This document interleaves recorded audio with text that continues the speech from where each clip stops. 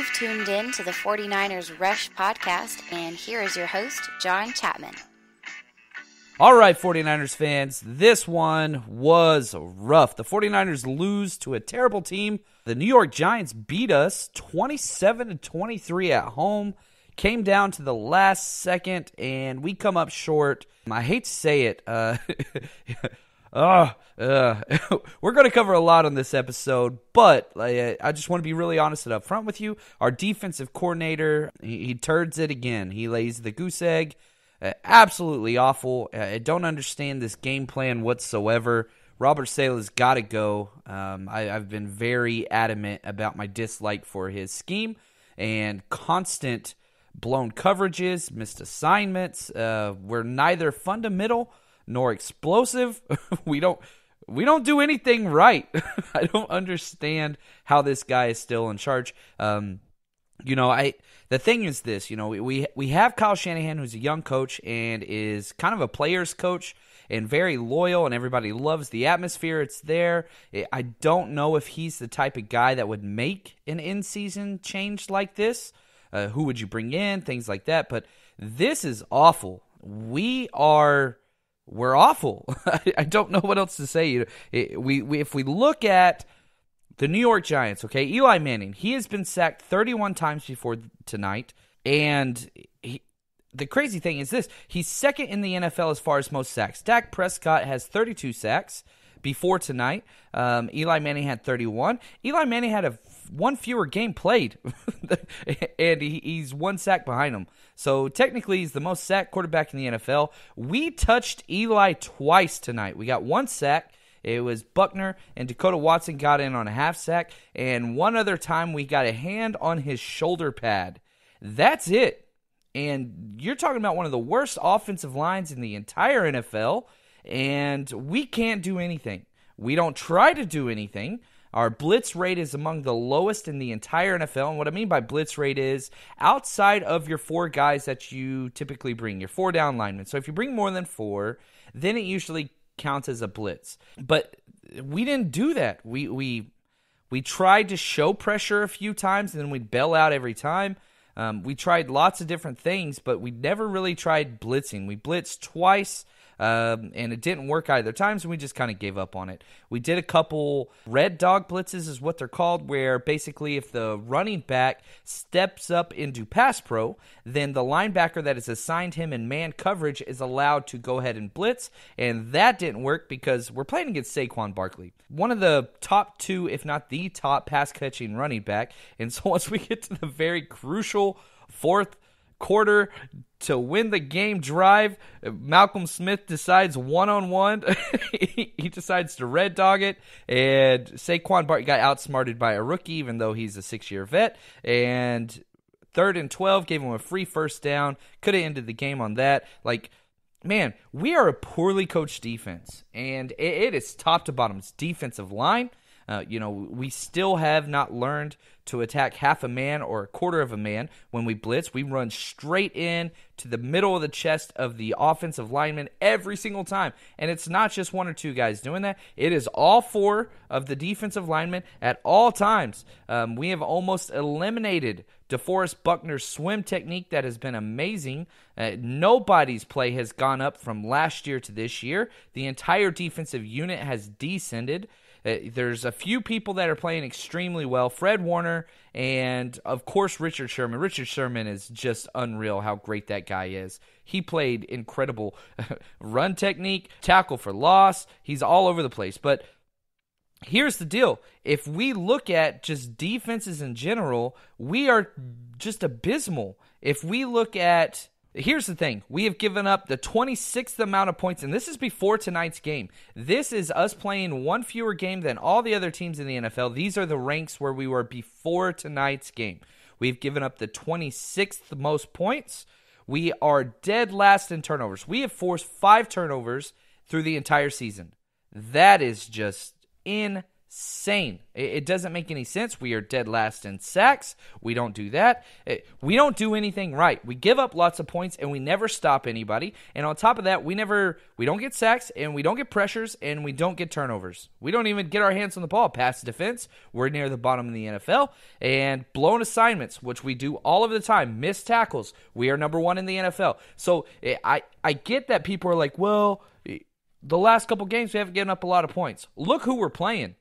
We have played the 3 worst teams besides ourselves in the entire NFL and through this stretch. We played the Cardinals, we have played the Oakland Raiders, and we played the New York Giants. And we went 1-2. And we lost all 3 of those games. And when I say all 3, we won the one versus Oakland, but we lost twice to the Cardinals within the span of 5 weeks. Plus those other 2, and it's absolutely abysmal. I really want Kyle Shanahan to get rid of this guy. He's got to go. We are not making improvements. It's just getting worse, and it's getting worse, and it is getting worse. If we look over exactly what New York did, their numbers really aren't amazing, but whenever you're allowed to just sit back there with Eli Manning, who can't move, he's the least mobile quarterback in the entire NFL, and never worry about anything. 277 total yards. They had 11 drives. That's fine, but again, they could do whatever they want. 0 fumbles lost, 0 interceptions thrown, 1 sack. We got 1 sack. And if you look at the last drive of the game, this is what really pisses me off. And I hope you know I'm skipping over 9 pages of notes, and I am focusing on about half of a page tonight because I don't want to go through the whole game. I want this to be for 49ers fans where we are and where we're going. So I'm not going to go through and do my typical these players stock up, stock down, these are the drive summaries. Not doing that. I'm just scrapping that, whatever. I want to focus on the very last drive, okay? The 10th drive of the game. You can count the 11th drive if you want to count whenever they caught the ball right before the half on kickoff return. They never took an offensive snap, so I'm not counting it. The time expired there. So the last drive where they got the touchdown pass to Sterling Shepard, they got the ball with 2 minutes and 46 seconds left on their negative 25, so meaning the opposite side of the 50. They had to go 75 yards, and they had 1 timeout, down 3 points. They go on a 9-play, 75 yards, touchdown drive that took up 1 minute and 53 seconds, and it was just awful. These are the miscues on that drive alone. Busted coverage by Exum and Malcolm Smith for 31 yards. They both bit on the underneath route, which whenever they've got to drive the ball 60-plus yards, why would you be jumping the underneath routes, especially if you're a safety or if you are dropping into deep, the deep cloud coverage that Malcolm Smith was supposed to be doing? So that's one busted play. It was 3rd down and 12. Then Malcolm Smith holds Saquon Barkley because he tries red dog blitz. He got set up by a rookie. He got outsmarted by a rookie, man. And your coach has got to tell you a delayed blitz on 3rd and 12. Oh my gosh. That's absolutely ridiculous. That's just poor coaching. He was out of position. I put in my notes, when red dog goes wrong. Witherspoon then gets a pass interference penalty because he doesn't play the ball. The thing that pisses me off about this, 49ers fans are upset because it got called, and it's a questionable call. But here's the reason why it was called. Witherspoon was in phase, and what I mean by in phase is when a cornerback can reach down and touch the hip of the wide receiver, you are determined to be in phase, and every coaching clinic you ever go to and or film you watch, if you watch the film that is given out by the NFL on what plays we are calling, they have shown this repeatedly. If you are making contact with the wide receiver and you do not attempt to make a play at the ball, that is pass interference. So this is nothing new, and Witherspoon throws a hissy fit, and the coaching staff throws a hissy fit. They seem to be surprised by this. I get you got to try to play it up so that you get the call, but it's what it is. You got to turn around and make a play. Or at least try to get your head around. This is not new for Ahkello Witherspoon. This is not new to this coaching staff. We saw the same thing over and over and over again with Rashard Robinson. Hey, you've got to increase your knowledge of the game to stop these ridiculous blown coverages and penalties that are going to cost you the game. You've got to change something. You can't keep doing the same thing and expect a different result because it's just not the way that football works. Then later on in that drive, Saquon Barkley gets a huge gain versus bracket coverage. And what bracket coverage is where you basically have an inside leverage and an outside leverage defender in the passing game, which I'm fine with that. Basically what we were saying is, look, they're going to go to Saquon here. Let's do this. So the problem I have is personnel. We bracket coverage this guy with a defensive end and a linebacker that's been taking advantage of this game big time, Malcolm Smith.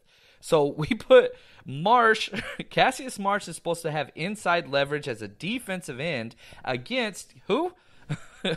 Saquon Barkley. Outside supposed to be Malcolm Smith. Cassius Marsh overflows on just a stem move by Saquon Barkley. He cuts underneath. The one time that he blitzed this drive, he sent Fred Warner on a delayed blitz. Don't understand that, but that's okay. So the middle of the field was alleviated. And whenever that happened, we had two guys, neither one of which has any business covering Saquon Barkley, both on outside leverage, inside wide open. Again, blown coverage, blown assignment, like just awful. Then they get the touchdown pass to Sterling Shepard. It is what it is at that last point, but whenever you go back through the plays that got us there, it's just awful. They were able to out-scheme us completely.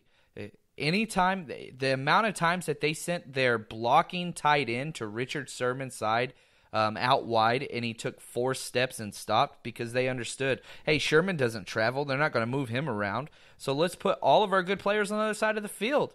And, of course, we make 0 adjustments. We don't make adjustments. We don't try to make adjustments.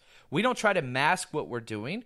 We don't try, and it's funny, as soon as they put Solomon Thomas as the left defensive end, guess what they did the very first time? Naked bootleg for a first down. They put him back in on the right side later on. What did they do? Naked bootleg to the left offensive left side, get a first down. Because they understand and they watch film and they scout us. We do not self-scout.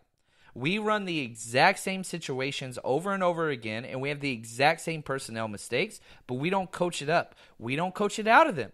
And because of that, these constant issues will arise over and over and over again. So whenever teams realize, okay, this is the last position, the 49ers can play it close because our offense is very, very capable. Nick Mullins played pretty well despite the 2 interceptions. We'll get to that. The opposing team's offense knows, here is a list of 8 plays that will work against this defense because of the personnel that's in there, because of their coverage rules, and because of how they always buzz coverage. If you ran the flood route against us over and over again, you would have so much success against our offense. Flood route is basically where you attack the perimeter or the outside of the numbers or outside of the hash on the same side, where you have a deep threat, a mid-range threat, and a shallow threat, because we can't cover it. We don't cover it. And almost all of the success is a misdirection flood route or some form of thereof, and it's terrible. Now, the way that you stop those plays is with pressure, where you don't allow the quarterback 4+ seconds to throw. However, we are incapable because we do not know how to blitz, and we do not know how to bring coverages or blitz coverages or mass coverages. And we could jump back to one of the touchdown passes for Odell Beckham. We were in the wrong coverage. We have Exum back there not knowing where he is supposed to be. And you could see Ahkello Witherspoon, who got torched all game. This is nothing new. He turns back and yells at the safety because he thought he had coverage over the top. We were on about the 25-yard line. It's one-on-one coverage. Kilo's playing press man against Odell Beckham, back-to-back plays. We do not adjust. They run the same play 2 times in a row. Burns us for a touchdown with ease. Safety was either out of position. Where he was lined up, he was playing single high. There's no way he would have been where he was if it wasn't single high coverage. Maybe he lined up wrong, which is very, very possible with this defensive coordinator. Or Kilo didn't know what it was, which is also very possible. So it's really difficult to understand where we were supposed to be there. Now, the next touchdown pass to Odell Beckham was again a safety's fault. We had Jimmy Ward playing single high coverage and didn't take a step to the left or to the right. There was never one receiver that was within 10 yards of him in the end zone on third down. He was frozen solid and never moved. He never moved. Single high coverage works fine, but at some point you got to make a decision, and you got to go. They're not going to run a route where they run to where you are. You have to go cover them. It's very sad that I have to say these things. I get that he is eyeing the quarterback, but the quarterback, Eli Manning, looked to the left, looked to the right, then threw to the left. You've got way too much time. You need to have some kind of pressure. And two, it doesn't matter if you're a safety. At some point, you're going to have to make a break. You can't guard grass, and that's what Jimmy Ward does. He guards grass. It just sucks. The way that this game kind of came out was pretty embarrassing. The defense, if I'm going to say anybody was kind of MVP of this game, I'd say Fred Warner. He played pretty well. No, it got to be Sherman. It's got to be Sherman. He was unreal. Richard Sherman's great. Had a pass deflection, had a tackle for loss, 2 tackles for loss, 3 additional tackles. But the problem is they just take him out of the game, as I said. They put their tight end, their blocking tight end out there, and Sherman's got to guard some fat guy that's running a 5-yard stop route, and we just take our best player out. But it's kind of what it is. Sorry that I'm kind of a doubter right now. But our defense can play well. We need somebody else calling the plays. We've got to make a change. I hope a change takes place pretty soon. I really, really do.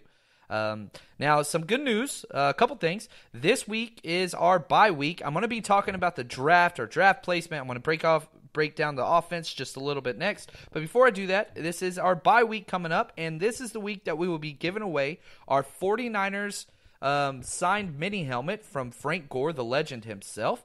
All you have to do, this was given to us courtesy of Game Day Sports and Memorabilia. Head over there, GameDaySportsMemorabilia.com. They have all kinds of stuff. But if you want a shot at this mini helmet for free, I will send it to you. All you have to do is go to my Twitter at jl_Chapman, jl_CHAPMAN. It is my pinned tweet. So follow me. Click on my profile, and you'll see it there. Just retweet that. That's all you got to do. We will be having the drawing later this week. I will get my 10-year-old son to do the drawing. I'll put all the numbers in a hat of how many retweets we have, and then whichever number retweet that is that he draws out, that person will be winning the autographed Frank Gore mini helmet. So head over there in the next 2 days and do that. I'm hoping to get that done Wednesday. He is in All-Star Football's humble brag this week, so they are practicing like crazy, and the All-Star tournament is this weekend. So it's going to be a busy weekend for me, but I want to get that taken care of this week. So again, Game Day Sports and Memorabilia, those guys are the best. Really appreciate all they do. So head over there. Now, let's talk about offense. The offense was great. Matt Breida was amazing. 17 carries for 101 yards and a touchdown. And on top of that, had a receiving touchdown as well. He was great receiving. 3 catches for 31 yards on 4 targets for another touchdown. He was definitely the MVP. You could have talked about Kittle, who had 9 catches for 83 yards. He's been unreal lately. We've got to get the ball to him more. But let's talk about Nick Mullins. Nick Mullins played great. All in all, he did. His stat line might not say it. 27 of 39 for 250 yards, 1 touchdown, 2 interceptions. Now, both of these interceptions, neither one of which was a great pass, neither one of which should have been intercepted. Both were off tip balls. The first one was to Kendrick Bourne on a deep comeback route. He hesitated a little bit and didn't step fully into it, but Kendrick Bourne didn't fight back for the ball. This was a terrible game for Kendrick Bourne. He was terrible. Run blocking, routes, he was, I don't know what the deal was with him. He had a pretty bad game, but he could have fought back for that ball and contested it a lot more, and it would have been just fine. The second one was to Marquise Goodwin, who shouldn't have been out there. He took 2 major hits to the head, both of which looked like major concussions. I don't know. He cleared the protocol. They put him back out there. That was kind of little shaky to me. I didn't like that. But he was running a crossing route, and the ball was behind him a little bit, but it hit him in both hands. It was not a difficult catch whatsoever, and it was a bad route by Goodwin on top of that. It was zone coverage, and he ran himself straight out of the window. If he would have just sat still, it would have been easier, but it hit him in both hands. He popped it up, and it was intercepted by the same guy both times. So that's Mullins. Now, I will say this. Mullins played great. And the thing that he does that is just incredible is third downs. I want to start calling this guy Nick Third Down Mullins. We go 8 for 13 on third downs, and the two of the third downs that we didn't get were not because of him. They were 1 yard short, and both of them could have been gotten by Dante Pettis. Dante Pettis had a bad game. He didn't have any drops, which was great, but he did not do anything with the ball once it got to him. You got to be able to break at least one tackle a game, man. And we kept throwing him the ball over and over again. He had 6 targets, 4 catches for 12 yards. He did not do anything to better his situation or to make anybody miss tackles. I'm a huge Dante Pettis fan, so take that for what you will. Offensive line, holy cow. The offensive line is just, they're insane how good they are. We should not only be in contention for every game, we should be winning games based on this offensive line. 0 sacks allowed. Just played unreal. And a lot of that is on Nick Mullins, too, because whenever pressure is coming and blitzes are coming, which we had lots of pressures, they had lots of blitzes, he's just such a quick decision maker. Again, go back in the time of Kyle Shanahan's time here, we have never had a quarterback not get sacked in a game. Going back from the very first game, Brian Hoyer, through Jimmy Garoppolo, through C.J. Beathard, through all those guys, every one of them has taken at least 1 sack in every game. Here we are with back-to-back games with Nick Mullins, 0 sacks in either game. That is a quarterback just understanding pocket awareness, pocket presence. So off the charts there. We should have won this game. We did plenty to win this game. Again, 8 for 13 on third down is unreal. As far as total yards, we outgained them by 100 yards. We had 374 total yards to their 277. We were great. We averaged 4.3 yards per rush. No issues there. We controlled time of possession. We should have won this game. It's just Robert Saleh and that prevent crappy defense, that just base simple defense kills us. And it's not the way that you win games. So moving forward, our schedule is going to get a lot harder. We passed the easy part of our schedule, and that's what it is, So we have a bye week. Then we get to come back and we play at Tampa Bay. That one's all right.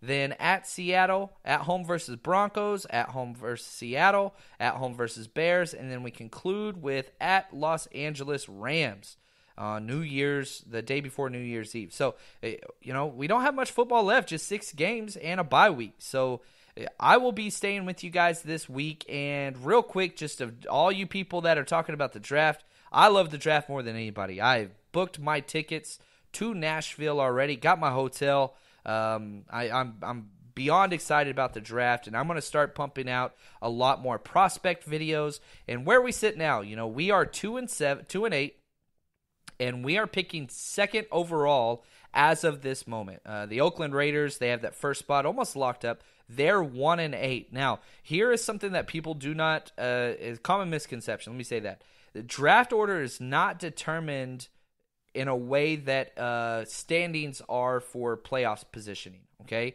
Here is how the draft order is set up. Number 1 is strength of schedule. It does not matter head-to-head. So because we beat Oakland, that doesn't mean they pick before us. If we have the same record, it goes to strength of schedule. Head-to-head record matters not whenever it comes to draft. It goes strength of schedule 1, division tiebreakers 2, conference tiebreakers, then 4 coin flips. So if the Raiders can somehow find a way to win a game and we lose out and we have the same record, we have a much easier schedule than they do, we would be picking ahead of them. Same with the Giants. They beat us. That doesn't matter. We're both we haven't had our bye yet. So we are 2-8. They will be 2-7. But if we finish the same record as the Giants, we will be picking ahead of them. Arizona, we will be picking ahead of them. We have a terrible strength of schedule. It's abysmal. Basically, the only team that will be beating us as far as a weaker strength of schedule is the New York Jets, who are sitting at 3-7 right now. But us getting to 3 wins, I think we will. If I'm picking our schedule out the rest of the way, I think we get to 4 wins.